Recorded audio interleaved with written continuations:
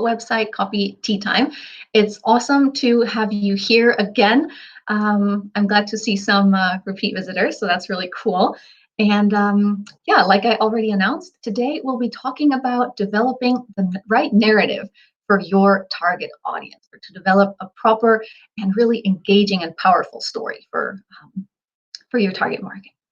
So again, welcome to the training. We'll start off with just a little bit about me. My name is Juliana Hahn. I used to work in hotels around the world. Now I'm a copywriter for the hospitality industry, and I get to support international hotel brands and tech companies by creating copy for their website. And I also create resources about copywriting for hotels, which you can see on my website. So now let's get right into what we're going to cover today. We're going to start off with why storytelling is so important. Then we will look at who exactly you're talking to, how to find out or to know who you're talking to. And then we'll go a little bit into forming a consistent brand voice so that you can address your target audience in the same way throughout your whole online presence, right? So if you've already gotten into this topic of storytelling a little bit, then some of the things I mentioned might sound familiar. If they do, then that's fantastic. That means you're on the right way. You're learning. You already know some of the important things. Then I just invite you to take this training as a chance to kind of refresh some of these things, maybe see them in a new light, and maybe even find a new way to apply some of them. So let's start with our first point, why storytelling is so important.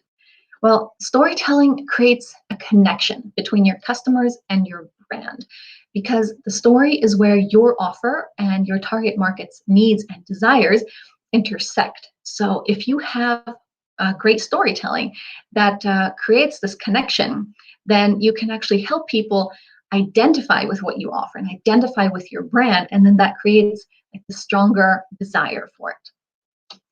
Then good storytelling also adds like soul and message and personality to your message, because it increases your perceived value of your offering by stirring up emotions, right? So if you think of your favorite brand or your favorite artist, right, whether that's a singer or a writer, or whether your brand is a brand of clothing or maybe some technology, if you think of that brand, that creates a certain emotion in you, right? And that's exactly what you want to do with your storytelling.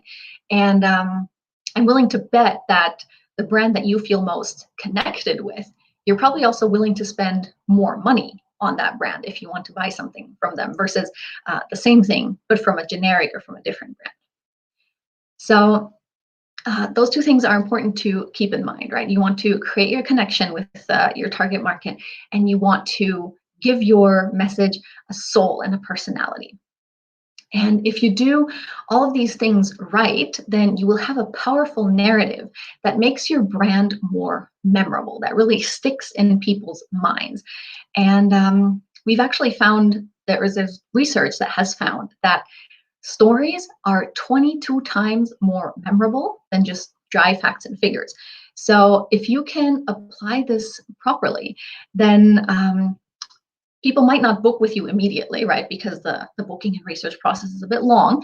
But if your property and your story are memorable, then once people are ready to book, your property will be the first one they think of. So this memorability can help you both immediately and to build brand recognition and to get bookings down the road.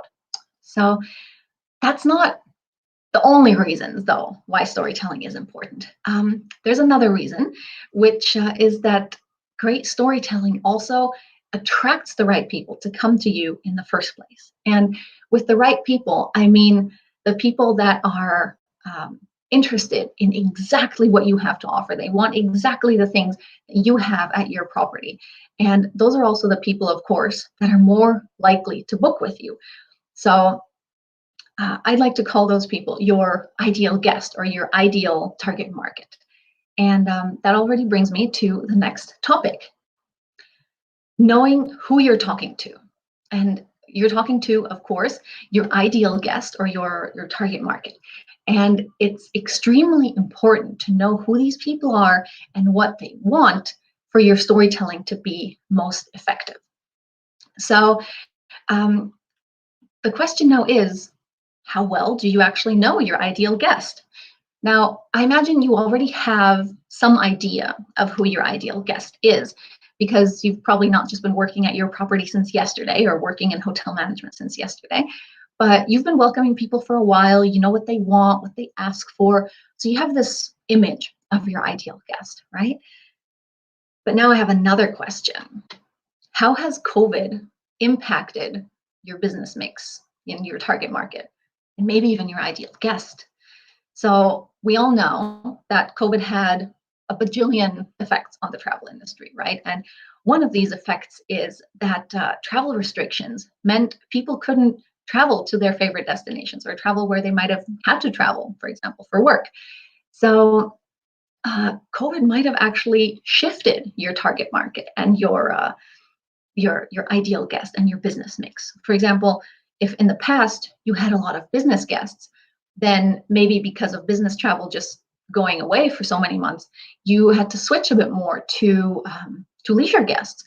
Or maybe before you had a lot of international travelers coming, and now for the past year you were forced to focus more on domestic or even regional guests. So that's really important to look at and to see, okay, how has your target market developed, and to look at how you might need to shift your narrative now because of your different target market.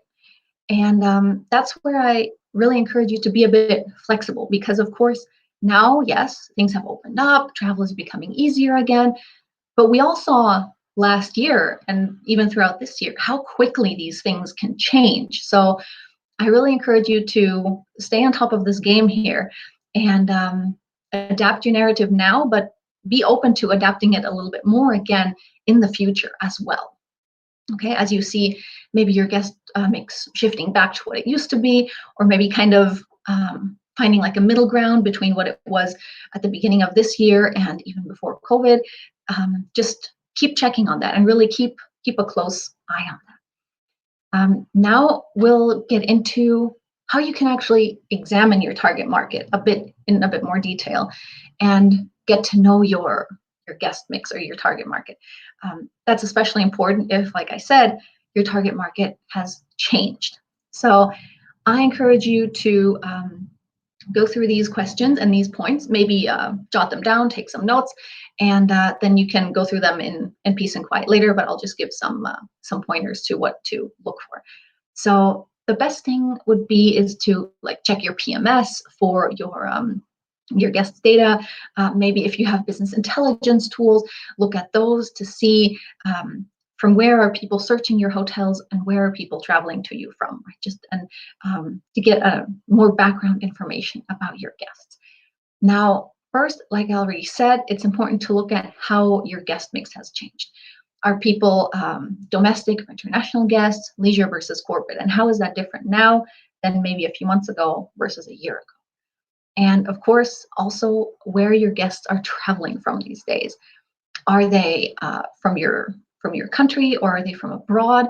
Are they from all over your country or just from a specific region? Can you pinpoint it and maybe find a few hotspots, right, where a lot of your guests are from? That'll give you something good to work with for your marketing and just understanding your guests' background.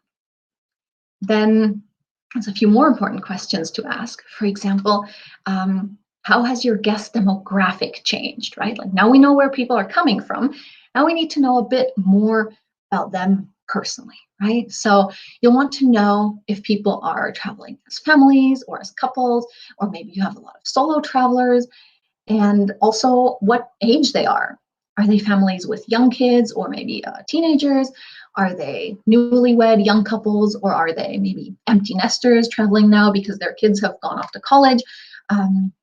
That also impacts what they want and what they need from their trip, right?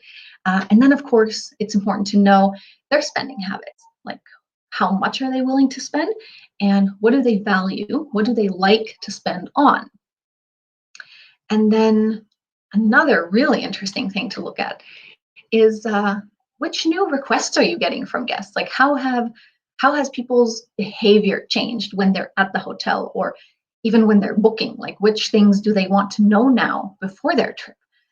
One important thing is maybe new questions or more questions about hygiene procedures. I bet that like 2 years ago, nobody asked you about hand sanitizer or things like that. So which questions are people asking in that regard? Then maybe, do you have more demand for certain facilities? Like if you look at your spa, for example, do more people ask about your spa or maybe outdoor activities you offer? And just in general, see if there's any new trends, like check with your guest relations team. Maybe if you have a chat application, see what people are typing in there, what they're asking, and ask your receptionist or your concierge, which requests are they getting from your guest, right? That'll give you a good picture of how your guests' needs and wants have changed and what they now desire to do and experience while at your property, okay? So now I suggest you use these answers I gave you to develop a new ideal guest persona. Now, of course, there could be a few different target groups, right? I don't expect you to welcome only one of these very, very specific groups, right? You might have 2 or 3 of these groups that like to come to your hotel. But still, it's really important to get a feel for these groups and their specific needs and desires if you want to address them properly in your narrative. And now to forming a consistent brand voice, right? A brand voice that really speaks to your target market. That's why it's so important to know who they are and what they like, so you can talk to them in a way that connects with them, okay? Because your brand voice actually is supposed to convey your hotel's style, your personality, and what you're all about, right? And it's very, very important that first of all, you remember you don't need to appeal to everyone. You need to appeal to the people who you already know will like your hotel, right? You don't need to convince the whole wide world, just that group of ideal guests, and that'll be more than enough to keep your hotel full and going, right? So it's important, of course, to keep this brand voice consistent across your entire online presence. That includes, of course, your website. If you use a chat application, your style and your brand voice should be the same there. And of course, also your social media and your press, right? If you have any press releases or if you write articles or things like that, all of that should have a similar brand voice. Now, if you don't, then that can lead to people feeling confused and not entirely sure what your brand is all about. So I really encourage you to think strongly about your brand voice. And now we'll look a little bit at how you can go over your brand voice and make sure that you have a consistent and strong voice throughout everywhere. So first of all, you want to look at your tone, right? Your tone overall can be familiar, friendly, fun, relaxed, very formal. That totally depends on your property. Any tone is fine as long as it matches what you want to convey and as long as it matches the people you want to attract, right? Again, it's just important to find one you like, find one that works for you, and stick with that. Then what else is important is your style, which is like the way you write, kind of the mechanical aspects. So do you write contractions, or do you write the full words, like you are versus your, or it is versus its, right? It's these simple elements that if you apply them consistently, again, it'll just make your writing and your tone feel and look more uniform. And another important point is your word choice. So which words do you use? Which words do you use to describe your property or to describe your services? Do you use slang? Do you use modern acronyms? Maybe your target market has like a specific lingo you use. So if so, go ahead. That'll make you closer to them. That's awesome. Maybe you prefer like simple and friendly words, or you prefer like fancier ones because you have an elegant, luxurious property. All of that, again, is totally fine. Just make sure you have a consistent word choice, right? And even if there's words you absolutely want to stay away from, that's great. Just make sure that you and your whole team knows which words those are that you don't want to use, so that everyone is on the same page with it, right?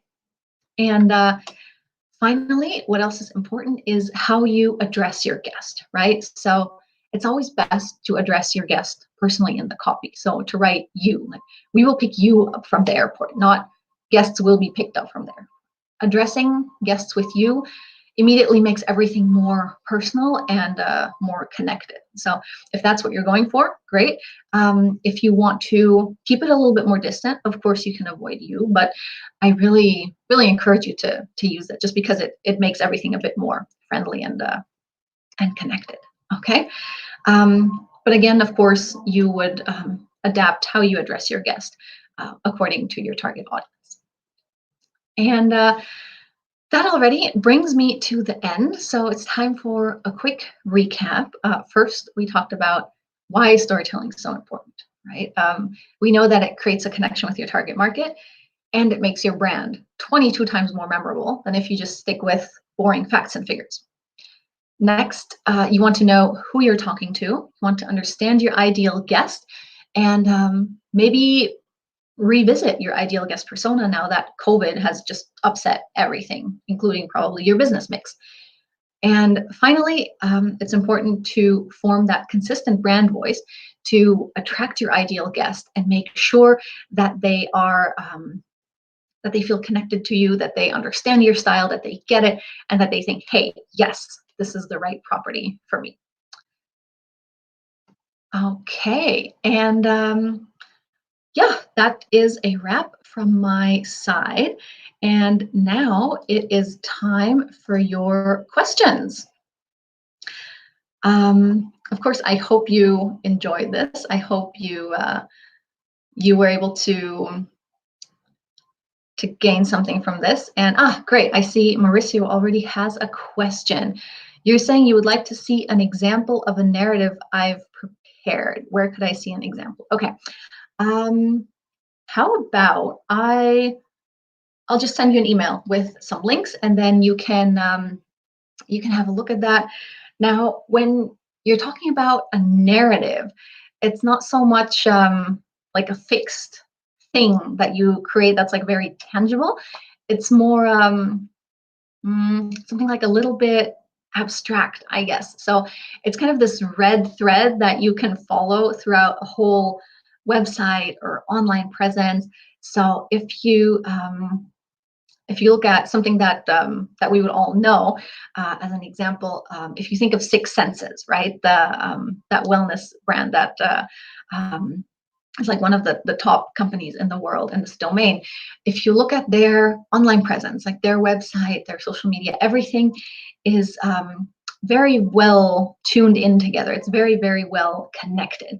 So there you can really see how this red thread of wellness, sustainability, holistic approach to well-being and having a great hotel stay, how that is woven through the entire online presence. And that's what we're going for with this idea of creating a narrative. It's not like a 500-word story that you write down, but it's spread over your entire presence. Even your property itself would be exuding this narrative and connecting into what you've put on your website and in your social media. So yeah, I hope that gives you a bit of an idea of how to imagine that. But I will find some examples to show you, of course. Yes. Does anyone else have any additional questions? Let me see if someone else has written anything. Cool. Well, I'm glad to hear you like the short classes here, Mauricio. Awesome. Do you have any other questions for me? Any other remarks? Of course, I'm always happy for feedback as well. Because if not, then I would let you go, because I know we all have a lot to do. We all have busy days, right? So yeah, don't have any more comments. Great. Then I think we'll call it a day for now. I will be sending out the recording shortly. And yeah, I wish everyone a great afternoon. And I'll hopefully see you for the next one as well. Bye.